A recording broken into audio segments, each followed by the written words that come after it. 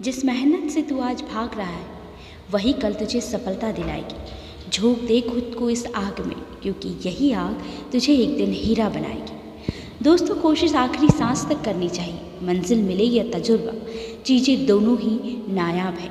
नमस्कार दोस्तों, एमपी भोपाल से मैं हूँ आरजे रानी और सुनाती हूँ आज आपको सफलता की ये कहानी। तो चलो आज कुछ अच्छा सुनते हैं। दोस्तों, एक बार एक मूर्तिकार अपनी छेनी और हथौड़ी से एक पत्थर को भगवान की मूर्ति का आकार देने का प्रयास कर रहा था।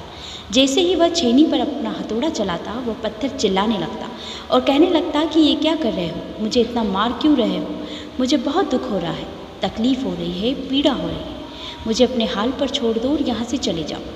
मूर्तिकार ने उस पत्थर से कहा, मुझे बहुत अच्छे से पता है कि तुम्हें बहुत ज़्यादा दर्द हो रहा है, तकलीफ़ हो रही है और तुम बहुत ही ज़्यादा पीड़ा में हो, लेकिन यदि आज तुमने इस दर्द को नहीं सहा, इस तकलीफ़ को नहीं सहा, तो जीवन भर तुम यही इसी प्रकार से पड़े रहोगे।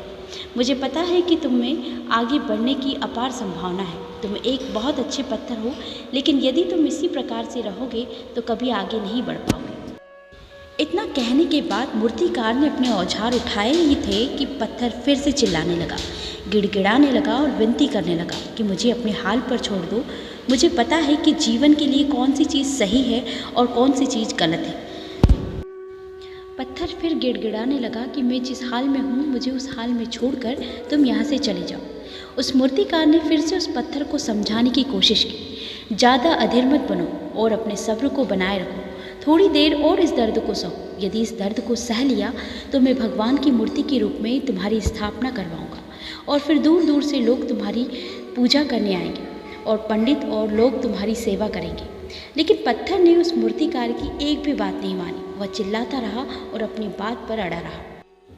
मूर्तिकार ने उस पत्थर को समझाने की बहुत कोशिश की, लेकिन वो पत्थर नहीं माना।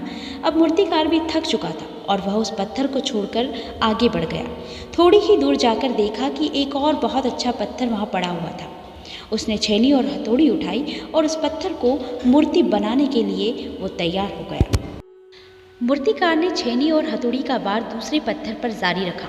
दूसरे पत्थर को भी दर्द हुआ, तकलीफ उसे भी हुई, लेकिन उस पत्थर ने बर्दाश्त कर लिया और देखते ही देखते थोड़े समय के बाद उस पत्थर ने भगवान की मूर्ति का रूप धारण कर लिया। थोड़े दिन बाद उस मूर्ति की एक मंदिर में स्थापना हो गई और धीरे धीरे करके लोग वहाँ पूजा पाठ करने आने लगे। लोगों की मन्नतें वहाँ से पूरी होने लगी और वह मंदिर बहुत ही ज़्यादा प्रसिद्ध हो गया। अब धीरे धीरे करके दूर दूर के गांव से लोग वहाँ पूजा पाठ करने आने लगे। फिर एक दिन उस मंदिर में एक पत्थर को लाया गया और उस पत्थर को एक कोने में रख दिया गया। अब लोग आते और उस पत्थर पर नारियल फोड़ते। ये पत्थर कोई और पत्थर नहीं, बल्कि वही पत्थर था जिसने दर्द को नहीं सहा था।